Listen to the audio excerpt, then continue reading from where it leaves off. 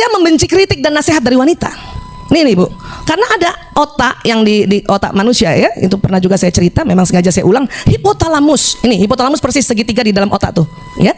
Laki-laki ada, perempuan ada. Cuman pada laki-laki ukurannya 2,5 kali lebih lebar dibanding perempuan. Ini hipotalamusnya. Ya. Kalau kurang lebih gambarannya seperti ini. Ini hipotalamus laki-laki. Ini kan gambarnya laki-laki nih, ya. Dia lebih lebar 2,5 kali. Berarti perempuan nggak ada separohnya dong. Nah ini nih hipotalamus perempuan tuh segitu doang gitu. Fungsi hipotalamus apa Bu Aisyah? Banyak. Tetapi untuk laki-laki dan perempuan harus kita pelajari bahwa hipotalamus ini adalah pusat menjaga keamanan. Disinilah laki-laki senantiasa dari kecil menjaga keamanan tanpa keluarga sadari. Karena kita selalu melabel dia main terus. Padahal dia sudah jagain ibunya. Anak laki kalau dia punya kakak perempuan itu lebih jago jaga keamanan dibanding kakak perempuannya. Walaupun dia nampaknya main terus, tapi sambil main dia liatin terus ibunya. Apalagi kalau ibunya sakit. Saya pernah masuk rumah sakit, anak laki-laki saya jaga depan pintu kamar 4 orang sambil main game, ya. Ada yang datang, mau ngapain? Gitu loh. Ada yang datang, teman-teman mau besuk itu, ibu tidur. Itu dalam rangka dia menjaga keamanan kita. Cuman memang masih songong dan juga sambil main. Itu laki-laki. Maka please jangan selalu marahin anak laki dengan mengatakan mana tanggung jawabmu. Mengkerut nanti hipotalamusnya Bu. Apa dampaknya? Nanti besar ya dia tidak bisa survive. Dan yang paling ekstrim adalah kalau kita marahin terus dan hipotalamusnya mengkerut, ya ada riset membuktikan, maaf, yang tadinya dia lahir ya normal secara seksual, ini berubah orientasi seksualnya menjadi gay. Nauzubillah min dzalik. Ya, pahami itu. Ini kenapa saya suka sosialisasi ini, karena banyak anak laki-laki terzolimi oleh kita ibunya Bu, karena kita nggak tahu.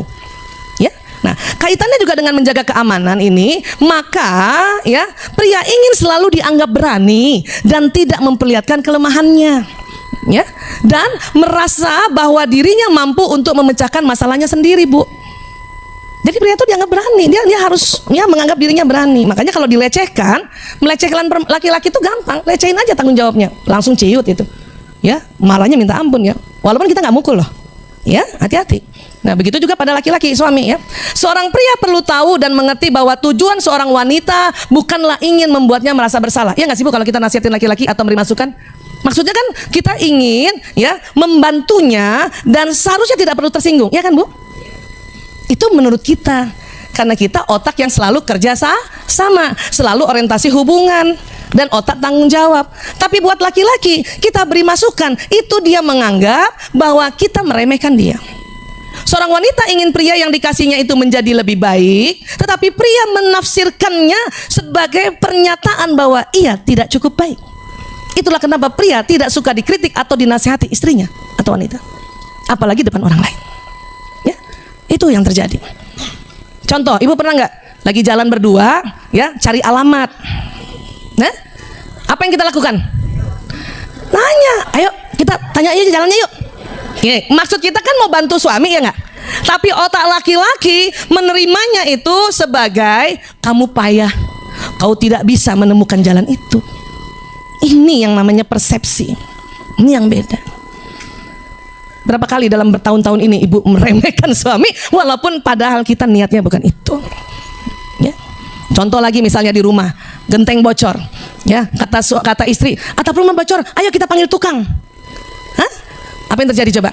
Laki-laki menganggapnya, otaknya, persepsinya adalah kau nggak ada gunanya. Ya, aku akan memanggil pria lain untuk mengerjakannya. Emang gitu Bu, ini kan tadi judulnya perbedaan persepsi. Karena memang susunan otaknya beda kan. Berapa kali kita remehkan tanpa kita sadari. Makanya kita perlu stop itu dengan ilmu. Bukan karena udah males gue ngomong sama suami gue, percuma. Itu nggak berguna kalau ibu begitu. Ya, ibu bukan mengerti itu namanya, bukan memahami. Tambah melecehkan itu. Maka kita berilmu itu tadi, harus tahu gitu kan. Ya, paham ya Bu ya? Iya. Makanya saya tuh kalau lagi ada acara-acara penting nggak mau sama suami, bisa 3 jam di jalan Bu. Iya, karena buat laki-laki ya itu dia tidak bisa antarkan istrinya sampai tempat tujuan, itu gagal namanya buat laki-laki. Apalagi istrinya mau nanya, ayah tuh nanya tuh, kiri ya, apalagi nggak minta izin lagi, kiri, ngapain kiri? Oh, tambah ingat kita lagi ya. Maaf, buka jendela tanya tukang parkir. Itu suami udah merasa, oh dia lebih percaya tukang parkir daripada aku. Disangka laki-laki nggak bisa marah Bu, marah Bu. Makanya saya kalau ada apa-apa saya tanya, ya, ayah, ibu bisa bantuin tanya ya? Nggak usah. Oke, nggak usah. Ketawa aja udah. Walaupun nanti sampai tempat pengantin udah pada pulang semua. Yang penting kan nggak berantem sama suami. Iyalah. Ngapain kita belain juga pengantin itu? Nanti terlambat ayah, nanti terlambat. Tapi kita bikin ya rumit atau bikin konflik sama suami. Biarin aja. Nanti terlambat ayah. Ini pasti lagi salaman. Kata suami, kamu mau ngantri? Oh iya juga sih gitu. Mending terakhir. Pasti kita diajak makan di tempat VIP. Pengalaman saya begitu tuh. Udah nggak ngantri, foto puas-puas, makan puas-puas. Kan nggak bakal kita diremehkan sama tuan rumah kan? Iya nggak sih? Iya. Memang di tempat undangan udah habis, tempat pengantin masih banyak.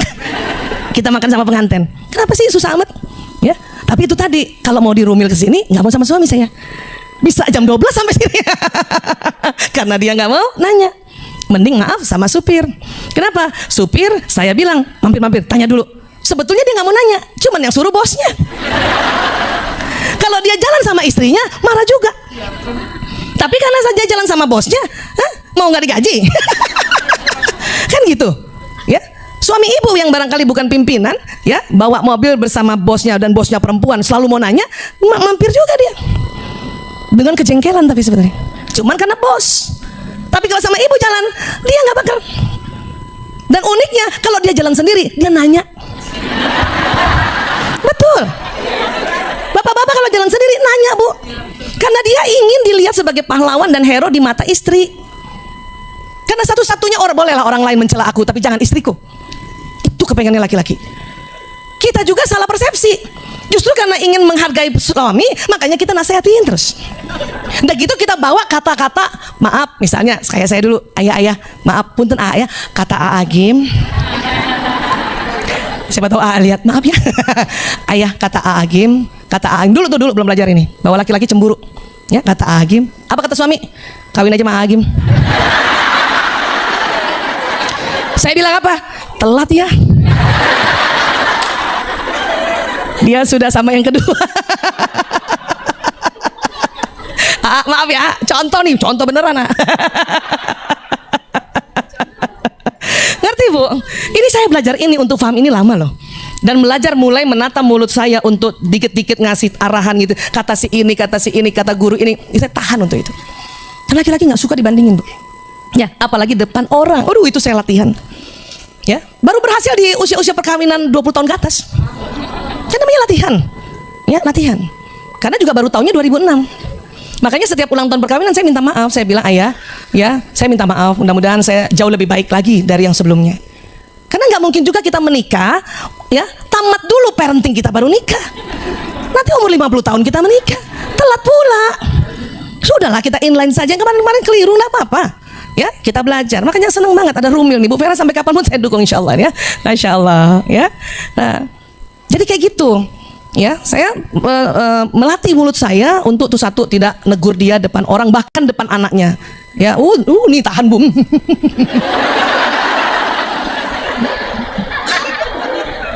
Ketawa bener.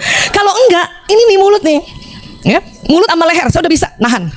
Pertama dulu mulut, leher belum. Sekarang sudah bisa, mulut sama leher saya tahan. Buktinya kemarin waktu ketemu calon besan. Ya, antara saya agak takut-takut, suami saya ngomongnya agak tinggi, calon besan tersinggung gitu kan. Saya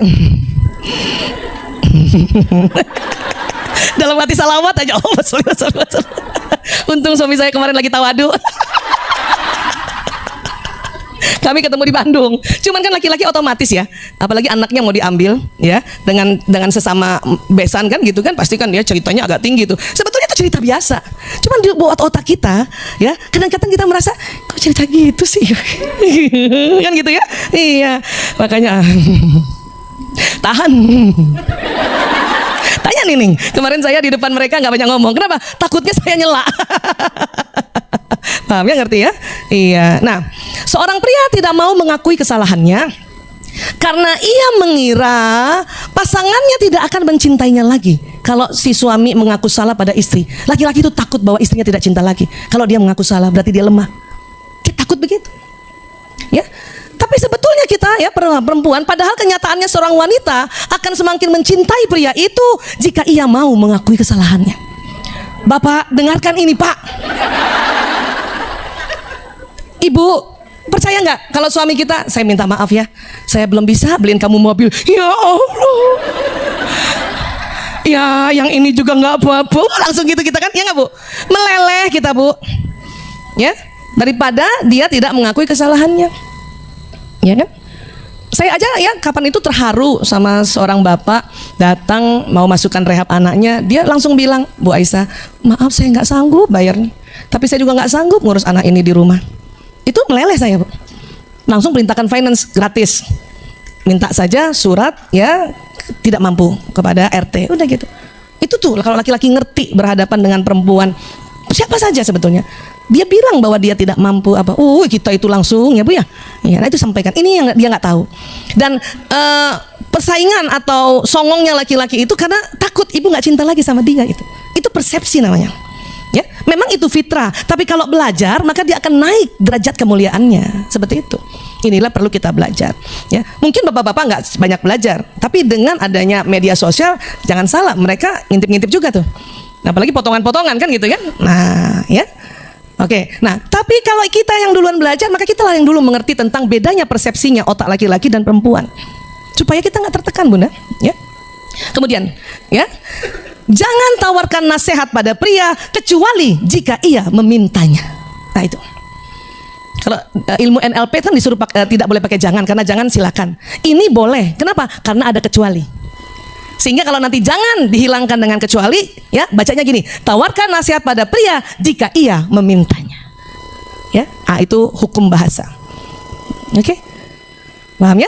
Nah, terus gimana dong Bu Aisyah? Katakan padanya bahwa Anda mempercayai kemampuannya untuk menyelesaikan segalanya. Ya, iya, bilang saya percaya keputusan yang ayah ambil itu baik. Udah cukup. Gak usah yang gini-gini. Kan kadang-kadang suami gini kan, aduh terpaksa saya mutasi orang, aduh saya terpaksa harus PHK kan orang. Terus kita berempatinya, ya kasihan ya anaknya 5 loh. Kita gitu kan? Iya kan? Itu malah marah loh suami. Kesel dia kalau kita membela orang lain. Ya, kasihan loh ya anaknya, ya Allah ya masih kecil-kecil, kasihan gitu. Jangan gitu. Ya, memang kita kasihan, tapi bicara pada saat itu penuhi kebutuhan emosinya laki-laki, persepsinya laki-laki. Ya, bilang saja, saya percaya apa yang kamu putuskan insya Allah baik. Kita doakan insya Allah di tempat lain lebih baik ya Mas. Itu pun saya belajar Bu, karena dulunya selalu ingin belain juga orang. Termasuk waktu suami bawa mobil, tiba-tiba ada Gojek di depan, dia ngerem. Kita ya kaget, suami marahin tuh tukang Gojek, maaf dia berserapah gitu kan, ya gak ada matanya tuh orang kan gitu ya. Atau dia ngomong yang kasar kan, terus kita bilang ya dia mungkin dia cepat-cepat ya, barangkali kasihan dia, udahlah kan gitu ya. Marah laki-laki digituin Bu. Kenapa kita belain orang itu tidak pro sama dia, padahal dia melakukan itu supaya kita selamat. Saya pun salah dulu ya. Atau kita gini, istighfar mas, istighfar mas, istighfar mas. Marah dia Bu, karena dianggapnya dia khilaf. Kita aja yang istighfar, nanti istighfar kelima dia ngikut Bu. Betul, astagfirullah, astagfirullah, astagfirullah. Yang udah kelima dia astagfirullah. Malah kalau bisa pro sama dia, ya kurang ajar orang itu, nggak ada matanya, benar mas, nggak ada matanya orang itu ya. Gitu, itu tuh latihan Bu. Karena awalnya kita sama, karena otak kita orientasi hubungan. Kita nggak suka suami mencaci maki orang, karena kita menganggap kamu nggak sopan. Tapi dia saat itu menyelamatkan kita.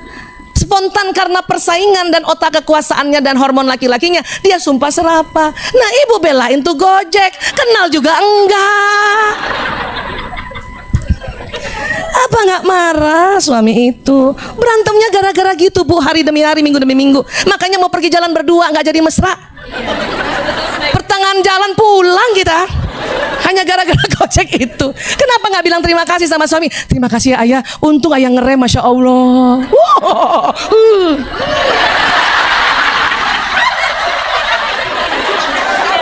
Nggak senyum, nggak senyum, lihat hidung.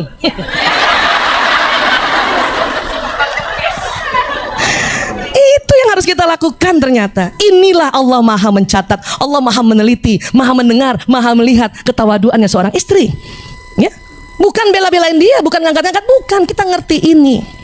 Ya, dan kita tahu karena apa-apa yang berdasarkan ilmu itu derajatnya mulia. Ya. Paham ya, Bu ya? Latihan mulai gitu ya.